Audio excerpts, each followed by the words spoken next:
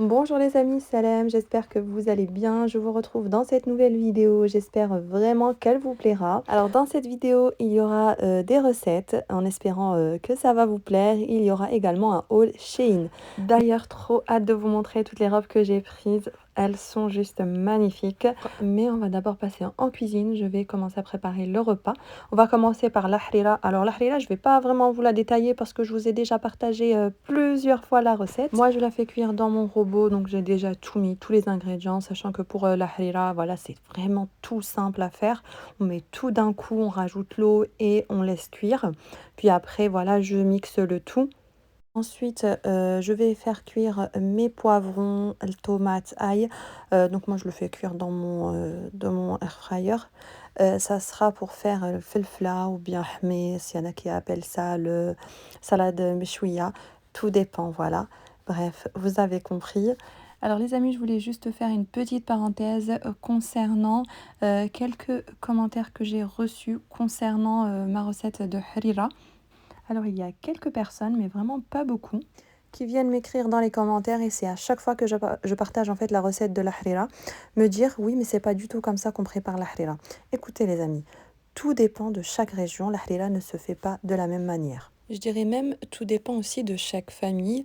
On peut très bien être de la même région et pas faire la harira de la même façon. Et de toute manière, voilà, la harira, elle est connue, les ingrédients, ils n'ont pas changé, c'est toujours les mêmes et on les connaît tous. Alors, petit exemple, si dans la harira, je sais que voilà, souvent on met du céleri et que au cas où on n'en a pas à la maison, on peut très bien faire notre harira, même si on n'a pas le céleri. C'est pas qu'il va manquer un ou deux ingrédients qu'on va venir dire que c'est plus une harira. Alors si moi je choisis de mettre une ou deux épices en plus, et ça c'est juste un exemple, donc la harira ne va pas changer, ça restera une harira. Donc j'ai appris à la faire comme ça, on m'a appris à la faire comme ça, et ça ne va pas changer. Bref, je vais m'arrêter là concernant la harira. Maintenant, on va passer à la prochaine recette. Donc, je vais préparer le kesra. Donc, c'est du pain. C'est une spécialité algérienne qu'on appelle également l'rsis. Voilà, le kesra ou rsis, c'est la même chose. En tout cas, c'est une galette de pain. Donc, c'est un pain qui va venir accompagner la shorba, la harira, le felfla, qui va venir également accompagner le café du matin et même le goûter. En fait, il est super, super bon. Il est à la fois, en fait, un pain et en même temps un gâteau. C'est vraiment très, très bon. Ce que j'aime bien avec ce pain, c'est qu'il est super rapide à préparer. Donc on va avoir besoin de 3 petits verres à thé de semoule extra fine, très exactement de 100 grammes chacun. Donc là j'ai mis 300 grammes de semoule extra fine. Ensuite, je vais rajouter une cuillère à café de sel, une cuillère à café de sucre, une toute petite cuillère à café, vraiment une cuillère rase à café de levure boulangère. Il en faut vraiment pas beaucoup, que je dilue avec un peu d'eau. Ensuite, je vais rajouter une cuillère également à café de graines de nigel et à peu près 3 voire 4 cuillères à soupe d'huile. Alors soit de l'huile de tournesol ou bien de l'huile d'olive. Moi ici j'ai mis de l'huile d'olive. On aura également besoin d'un tout petit morceau de beurre. Il faut qu'il soit mou. Et de l'eau tiède pour ramasser le tout. Donc ici dans mon bol j'ai mis la semoule, les graines de nigel, le sel, le sucre. Je viens mélanger le tout. Ensuite, je vais rajouter la levure boulangère que j'ai diluée.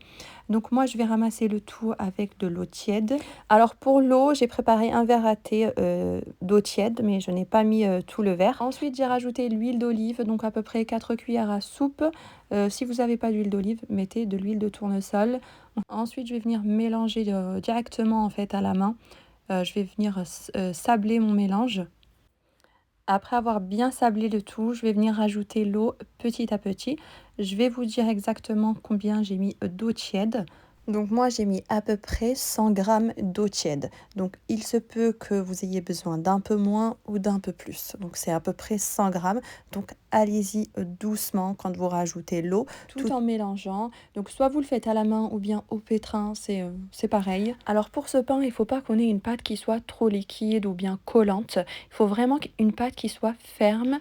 Et je dirais un peu sèche, mais pas trop vu qu'il y a le beurre et l'huile, mais qui soit quand même malléable. Donc ensuite ici, je vais rajouter le petit morceau de beurre mou Et là, je vais commencer à pétrir. Alors, comme je vous l'ai dit, soit vous le faites au pétrin ou bien à la main. Moi, franchement, j'ai été à la main. Mon pétrin, il était déjà pris parce qu'il y avait la harira qui était en train de cuire. Donc, pas le choix que de faire à la main.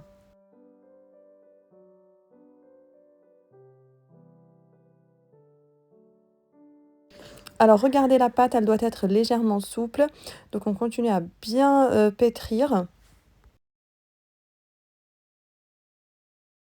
Alors après avoir bien pétri, je viens former une boule, je la mets de côté, je la recouvre et je la laisse poser entre 15 et 20 minutes. Alors ne vous attendez pas à ce qu'elle gonfle parce qu'on a mis vraiment très peu de levure. Ensuite, 20 minutes plus tard, je reprends ma pâte. Donc on a vraiment quelque chose de très souple. Je vais séparer ensuite ma pâte en 2 parties égales. Je vais faire 2 galettes. Alors moi en tout, je vais en faire 4. Mais là, vraiment, je vous ai partagé la recette pour 2 galettes. Après avoir séparé ma pâte en 2 parts égales, je forme des boules et je mets de côté. Je laisse poser à peu près 5 minutes. Et ensuite, je les reprends pour les étaler.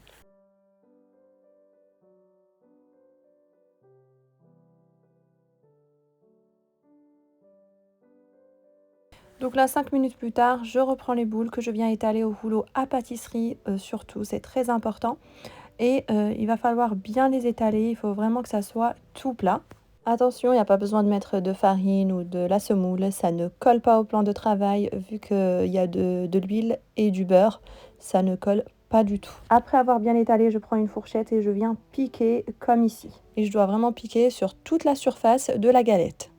En attendant, ma poêle est en train de chauffer, c'est très important. En attendant que vous faites ça, laissez votre poêle chauffer. Il faut que ça soit vraiment très chaud. Alors ici, je vous montre de plus près l'épaisseur que doit avoir la galette. Et ensuite, je viens la poser sur la poêle qui est très chaude. Et là, au début, voilà, je fais ça, je fais ce geste-là avec ma main. Et ensuite, je le fais juste quelques secondes et je laisse cuire à feu moyen. Je précise à feu moyen, à température moyenne. Alors surtout, il va falloir rester à côté et vous vérifier de temps en temps, vous soulevez la galette avec une spatule pour voir si c'est bien doré.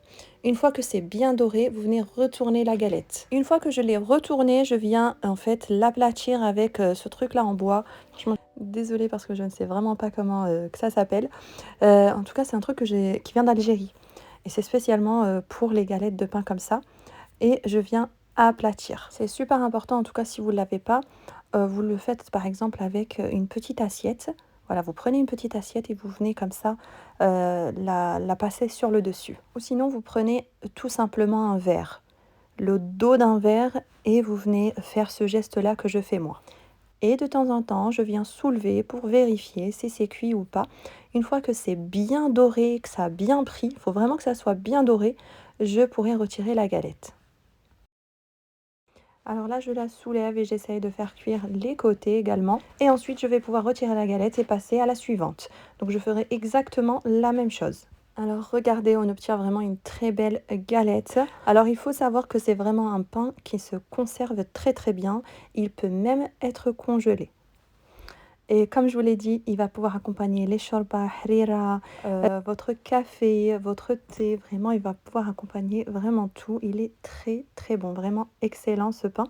Alors concernant les graines de nigel que j'ai mis, si vous n'en avez pas, c'est vraiment pas grave. Mais c'est vrai que ça rajoute un petit goût en plus. Donc ensuite, je vais passer à la préparation de ma farce pour faire une tresse. Donc ça va être une tresse escalope, courgette, oignon. Donc là, je viens couper la courgette en tout petits morceaux, vraiment en tout petits dés. Ça, c'est vraiment top, les amis, si vous souhaitez le faire à la maison pour intégrer des légumes dans les plats à vos enfants, c'est vraiment génial. Vous pouvez même rajouter des carottes. C'est vraiment très bon. Donc, je coupe bien mes courgettes en tout petits dés. J'ai mes escalopes que j'ai déjà coupées également en petits morceaux. Je rajoute ensuite les courgettes que j'ai coupées avec les oignons. Je rajoute un peu d'huile d'olive et je laisse revenir. Donc je ne rajoute pas les escalopes tout de suite. Je laisse d'abord revenir les courgettes avec l'oignon et ensuite je rajouterai mes escalopes ainsi que les épices.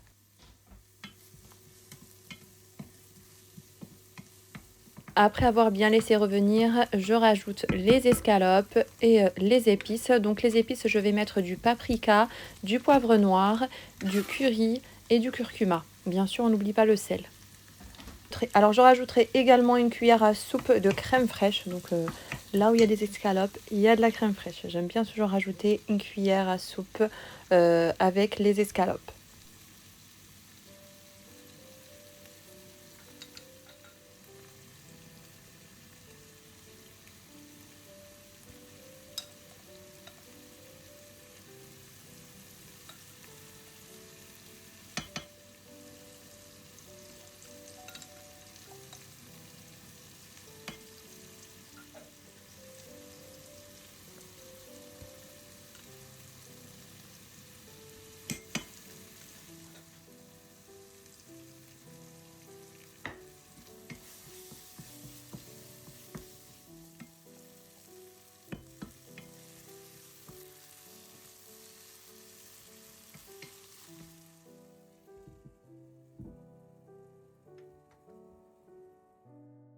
Ensuite, je vais passer au poivron. Donc là, c'est bon, c'est cuit. Je vais pouvoir juste retirer la peau et les couper pour les faire cuire. Regardez, la peau, elle se retire vraiment toute seule. Bon, là, c'était encore chaud, j'avais un peu de mal. Alors après avoir retiré toute la peau, je viens les couper en tout petits morceaux.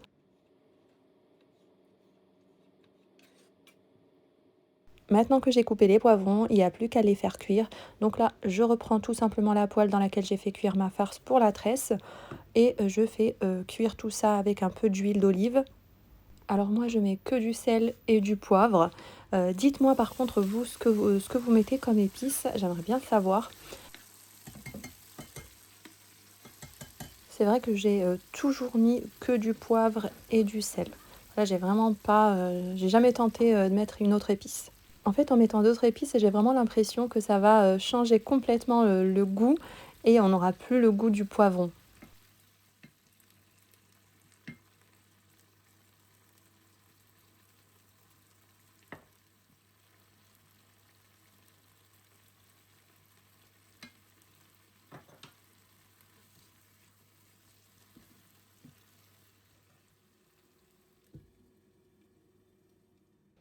Ensuite, je vais passer à ma tresse. Donc là, je prends la pâte feuilletée que je viens étaler. Bien sûr, j'ai bien laissé ma farce refroidir. Il faut surtout qu'elle soit froide avant de la mettre sur la pâte. J'étale ma pâte feuilletée. Alors moi, c'est une pâte feuilletée que je prends chez Picard, mais vous pouvez prendre une pâte feuilletée ronde, tout simplement.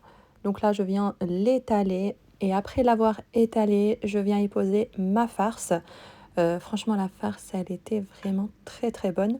Et je rajouterai également du fromage. Alors moi, je vais mettre du fromage pour les burgers, mais vous pouvez très bien mettre un autre fromage, soit du fromage râpé ou du fromage en portion.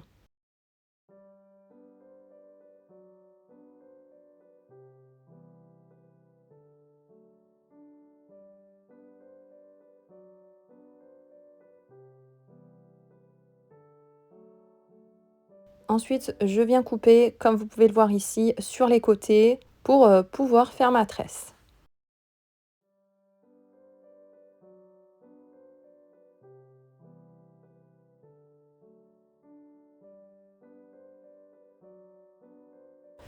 Après avoir découpé la pâte feuilletée, je viens rabattre les extrémités comme vous pouvez le voir ici.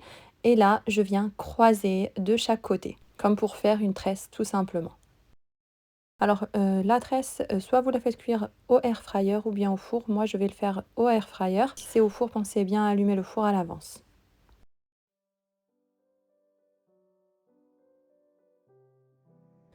Ensuite, je viens déposer ma tresse sur du papier cuisson. Je prends un jaune d'œuf que je viens étaler au pinceau sur le dessus. Je rajouterai également quelques graines de pavot. Après, si vous n'en avez pas, c'est pas grave.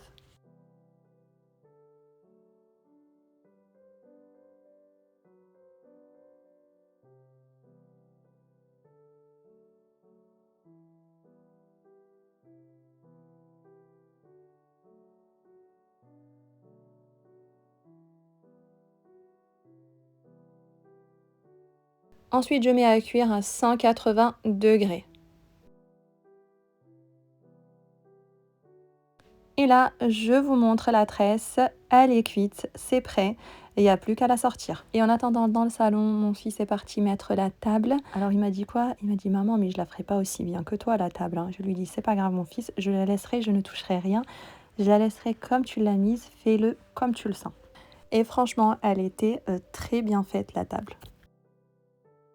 Sinon, à part ça, la tresse était en train de cuire. Franchement, j'étais contente parce que j'étais pas trop en retard comparé à d'habitude. Parce que j'ai toujours un peu de retard, je vous l'avoue.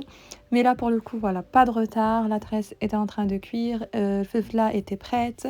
Le pain était cuit.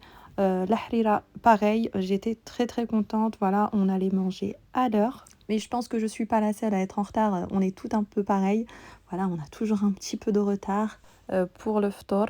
Mais bon, c'est pas non plus beaucoup, c'est vraiment très peu de retard.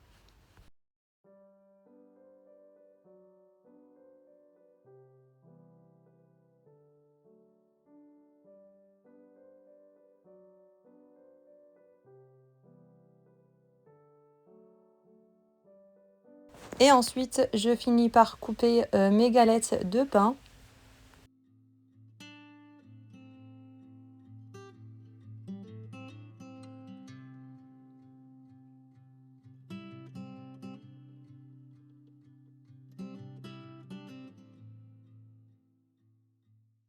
Et voici notre table pour le ftour, donc avec la tresse aux escalopes, courgettes, le felfla, le pain, la harira accompagnée de bourek. Donc à côté, il y a la zlabia, les dattes.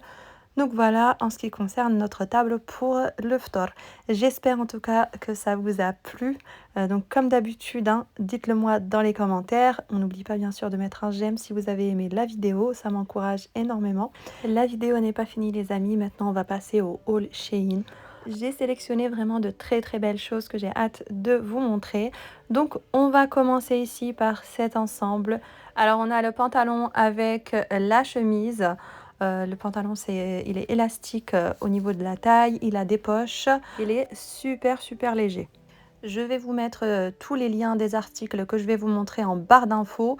Il y aura également un code promo, donc il ne faut pas hésiter à en profiter. Alors le pantalon est assez large. Ensuite, on va passer à ce deuxième ensemble. En fait, c'est un ensemble que j'ai fait moi-même. Donc, on a la jupe à part, le pull à part. C'est une jupe fleurie qui est plissée. Franchement, elle a de belles couleurs. Le pull, c'est un pull en laine. Et je trouvais que ça allait plutôt bien ensemble.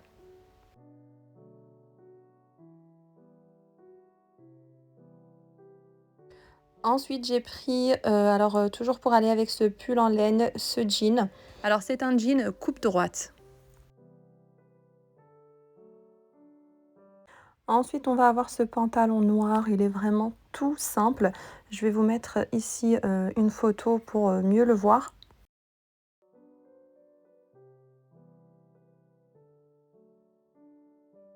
Ensuite, je passe à ce tailleur. Il est vraiment très beau. On a une ouverture sur le pantalon, le bas du pantalon.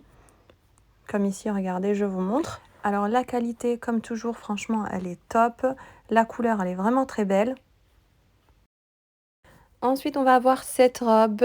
Franchement, elle est super super belle. J'aurais aimé qu'elle soit un peu plus large.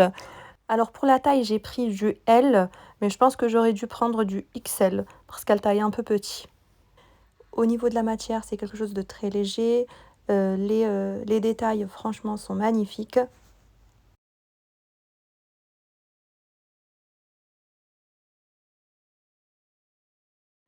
J'ai pris ces sandales que j'ai trouvées vraiment magnifiques. Alors dessus, il y a des perles vraiment de toutes les couleurs. Et du coup, je pourrais vraiment les porter avec tout.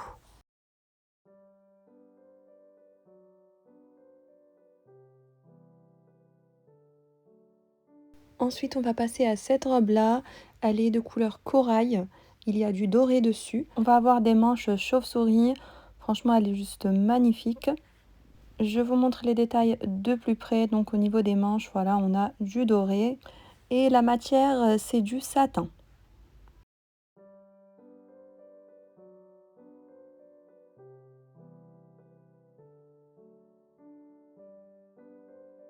Ensuite, on va avoir ce long kimono avec une robe en dessous. Franchement, c'est juste sublime. La couleur, elle est magnifique. Il est ample, il est long. Il est vraiment parfait. On a une petite ceinture qui va avec au niveau de la taille. Alors pour la taille, j'ai pris du L. Voilà, à porter pour des occasions, franchement, je le trouve vraiment bien. En plus, il est plutôt mastour. Voilà, pour les personnes qui portent le hijab, c'est vraiment parfait. Et pour terminer, on a cette robe, je dirais robe djellaba, alors qu'on peut porter soit à la maison, soit à l'extérieur. Voilà, franchement, elle est sublime, le tissu, et il est vraiment, je donne un 10 sur 10 pour le tissu, pour la qualité, vraiment une très très bonne qualité. Alors on va avoir une capuche ainsi que des motifs en doré. La couleur, franchement, j'aime beaucoup. Donc voilà en ce qui concerne ce petit haul Shein. J'espère que ça vous a plu. Je vous mettrai tous les liens en barre d'infos ainsi qu'un code promo. Donc voilà, n'hésitez pas à en profiter. Sur ce, moi je vais vous laisser ici. Je vous dis à très vite dans une prochaine vidéo. Bye!